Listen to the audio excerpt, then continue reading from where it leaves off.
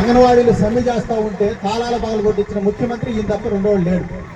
అందుకోసం మన ఉద్యోగాలు ఉంటాయో ఓడితే మనం చూసుకుంటాం, మనకు సంఘం ఉంది, మన అందరం కలిసి కట్టుగా ఉన్నాం. కానీ రేపు రాబోయే కాలంలో 3 నెలల కాలంలో ఎన్నికలు జరగబోతా ఉన్నాయి. ఆ ఎన్నికల్లో ఈయన ఉద్యోగం ఉంటుందో ఊడిపోతుందో ఈయన చూసుకోవాల్సిన బాధ్యత ఆయన మీద ఉంది.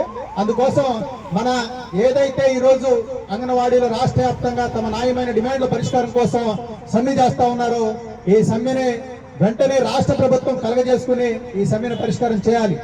ఈ సమ్మెలోకి వెళ్ళింది మనం కాదు, రాష్ట్ర ప్రభుత్వమే అనివార్యంగా గత సంవత్సర కాలం పాటు అంగన్వాడీలు మా సమస్యలు పరిష్కరించండి అని చెబుతూ ఉంటే కాలయాపన చేసి అనివార్యంగా ఈ రోజు అంగన్వాడీల సమ్మెలో విధించిన ఘనత ఈ రాష్ట్ర ముఖ్యమంత్రిది. అందుకోసం ఆ సమస్యలు పరిష్కరిస్తావా, నిన్ను ఇంటికి పంపించమంటావా అనే పద్ధతిలో మనం కూడా వ్యవహరించాల్సిన అవసరం ఉంది. అందుకోసం ఇప్పటికే రాష్ట్రం పెద్ద ఎత్తున ఒక నిర్బంధాన్ని ప్రయోగించి అధికారులను కూడా మొత్తాన్ని కూడా యావత్ మన సెంట్రల్కే కేటాయిస్తున్నారు. ఈరోజు మన యొక్క పని ఏంటనేది రాష్ట్రం మొత్తం చూస్తూ ఉంది. అంగన్వాడీ టీచరు ఆయా కష్టపడి పనిచేస్తూ ఉంటే వీళ్ళు పని చేయట్లేదు, ఖాళీగా తిరుగుతున్నారని చెప్పే ముఖ్యమంత్రి గారు 8 మందిని ఈరోజు ఒక్కొక్క సెంటర్ కేటాయించాడు. అంటే దీన్ని బట్టి మనకి ఏమర్థం అవుతా ఉంది, 8 మంది పనిచేయాల్సిన పనినే మనం ఇద్దరు చేస్తా ఉన్నాం. అందుకోసం మనం కష్టపడి పనిచేస్తా ఉన్నాం.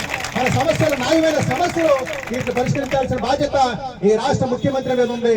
అందుకోసం వీటిని పరిష్కరించేదాకా ఎన్ని ఒడిదుడుకులు వచ్చినా, ఎన్ని ఇబ్బందులు పెట్టినా సమ్మెని జయప్రదం చేసేదాకా సమ్మెని కొనసాగిస్తాం.